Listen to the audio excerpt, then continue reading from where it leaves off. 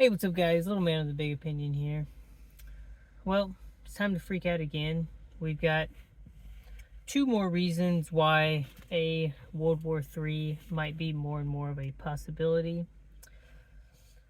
The first reason, uh, Israel did some drone strikes on some international workers that were, covered under the UN. From what I've read about it and heard about it, the people were in separate vehicles, and their agenda was known. It was known that these, international refugee workers were going to go from here to here on this day and at this time. That's what I heard last night. Seeing the news this morning, it's funny the wording that news articles used. One news article said fired, and another one said dismissed. They mostly mean the same thing, so couldn't really tell you what type of punishment these individuals are going to receive, but it has created a increased backlash in the United States. More and more people are calling for us to promote a ceasefire,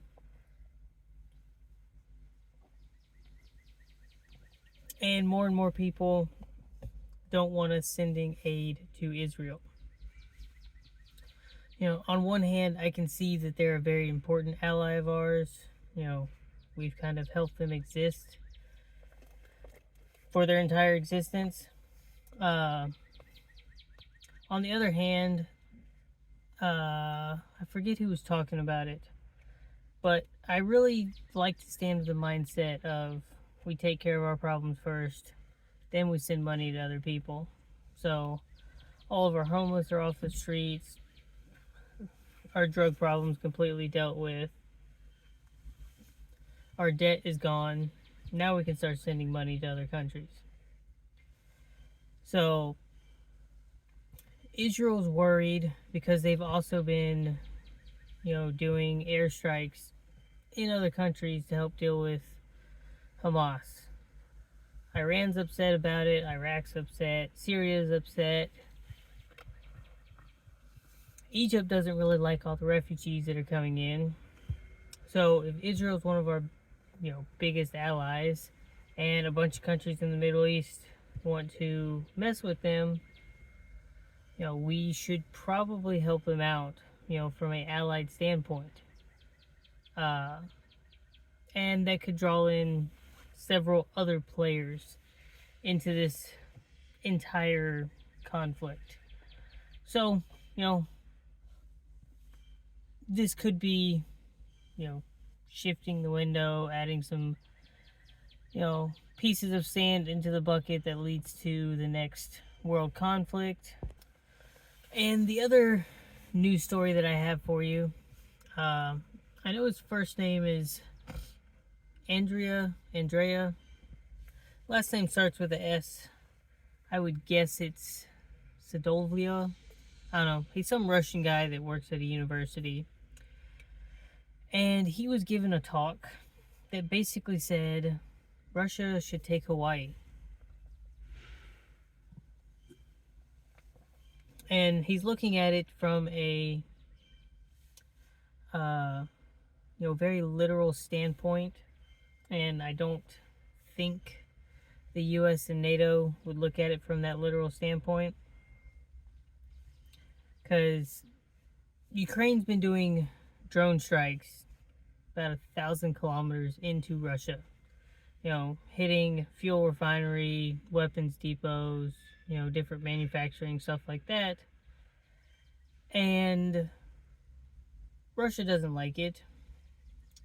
So they're kind of, his discussion was that if they took Hawaii, that would be a bargaining chip to make the US want to get Ukraine into some sort of peace talks. And they think if they take Hawaii, NATO's not going to get involved, because Article 5 of NATO, talks about defending NATO countries in Europe and North America. And from a technical standpoint, Hawaii is not in North America, it's in the Pacific Ocean. I hate to burst its bubble, but I really think the United States and the rest of NATO is not going to look at that technicality. If it was me, Russia probably has a better chance of taking Alaska, dealing with Canada, and trying to come in from the landway than it does trying to do anything that involves Hawaii or anything that involves some sort of amphibious assault. That's just me. But we've seen how well Russia's doing in Ukraine right now. It pretty much has been a stalemate, but Ukraine lowered their selective service age from 27 to 25 because they're running out of soldiers. Meanwhile, reports have come out that Russia's military numbers is back to before they started the war.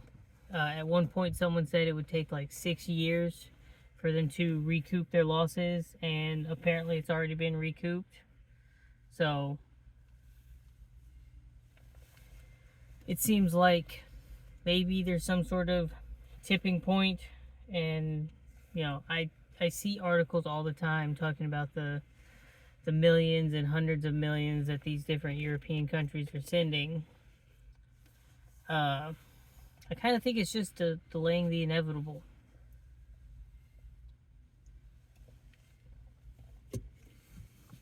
So this whole World War III talk. As a history teacher, it's really hard to know if we're already in it or if these are just going to end up being regional conflicts that are standalone things in the history books. But NATO really seems to think something's up, and other countries seem to think something's up.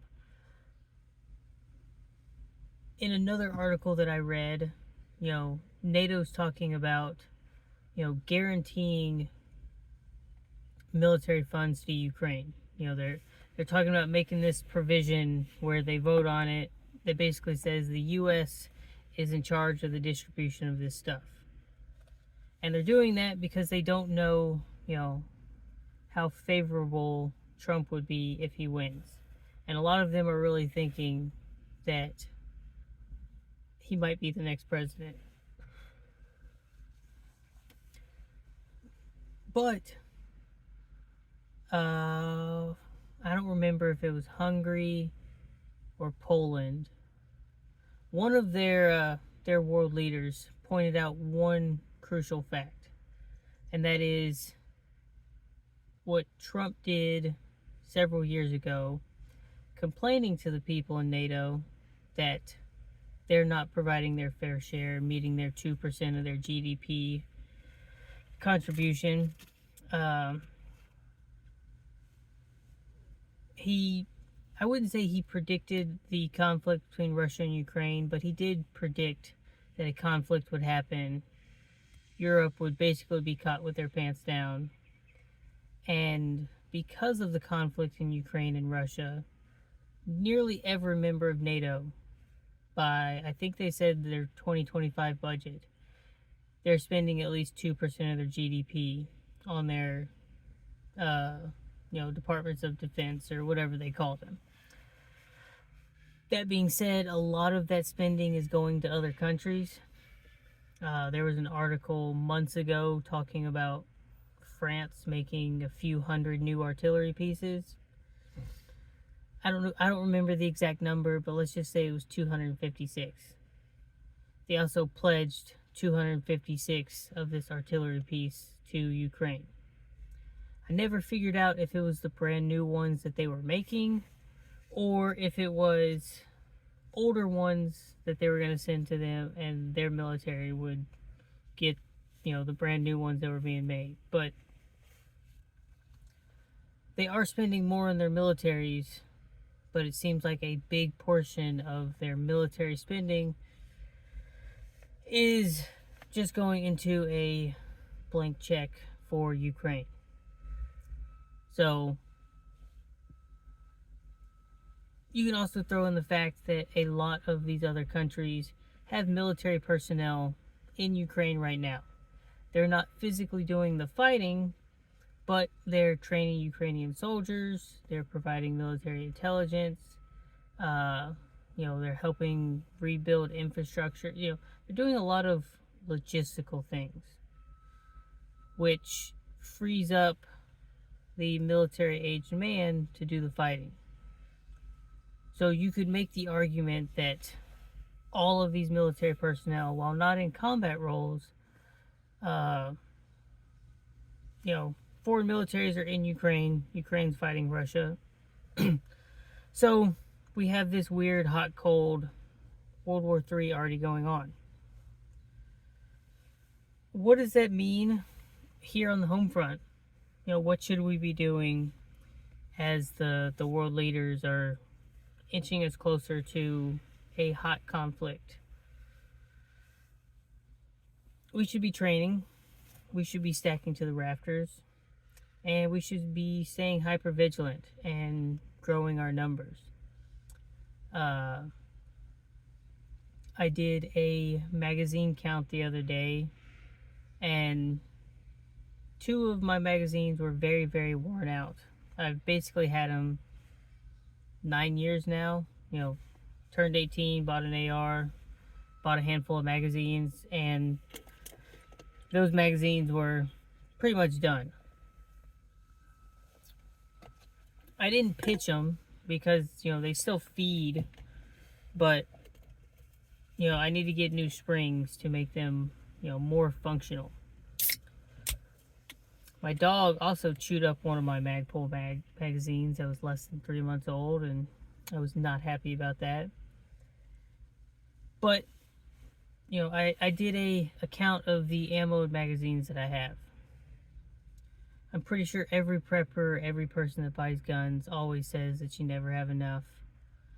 But if I'm going off of a combat load of 6 magazines with 1 in the firearm, I can, go do a firefight, expend every single round, come home, grab new magazines, go do another firefight.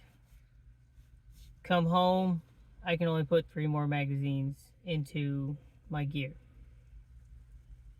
So 2.5, if you want to call that a standard firefight, I'm not saying it's a good amount or a bad amount. That's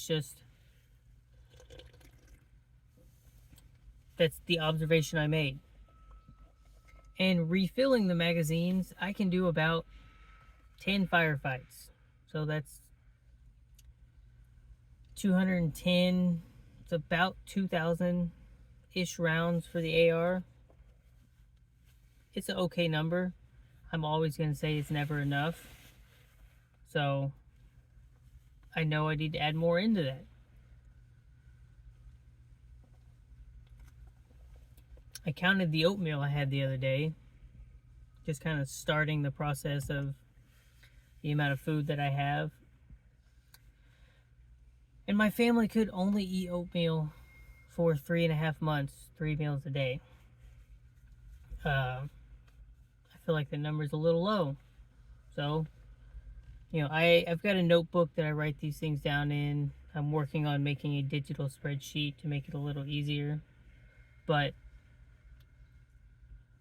the 3 B's: beans, bullets, bandages.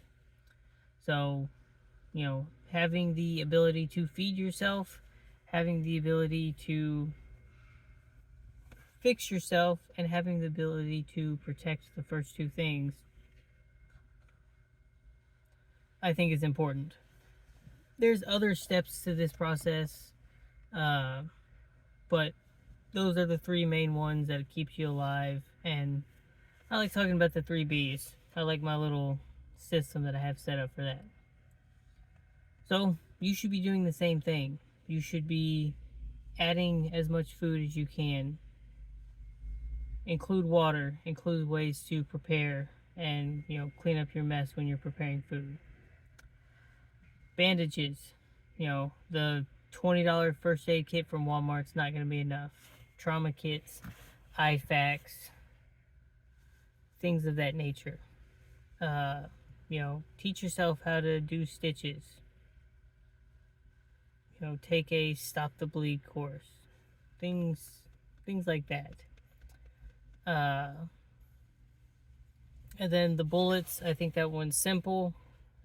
You should have a main fighting rifle, a backup, and if we're just going to keep going down the line, you've got your AR, you've got your pistol, you've got your shotgun, you've got your marksman rifle, you've got your 22 because the ammo is really cheap, you've got your AK because all of our enemies like to use that round, you've got your 243 for your the point is having the firearms and the ammunition and spending the time to train is what's important. I don't care if your main battle rifle is an SKS, a 22, an AR, a SCAR, a 30-30 lever action. As long as you have the hours of training time to run that system, it's not just being able to shoot good. It's taking care of it, the extra parts, cleaning it, sourcing your ammo, all of those sort of things. You meet the last beat, the bullets. You throw all those things together, and you've got a nice foundation there to continue on with the rest of your prepping. That being said, I think I've talked long enough. If you enjoyed the video, leave a like. It helps the channel. Subscribe to the channel. We've been sitting at 320 for a good minute. And it really helps if you share the channel with your friends and family. With that, catch you in the next one.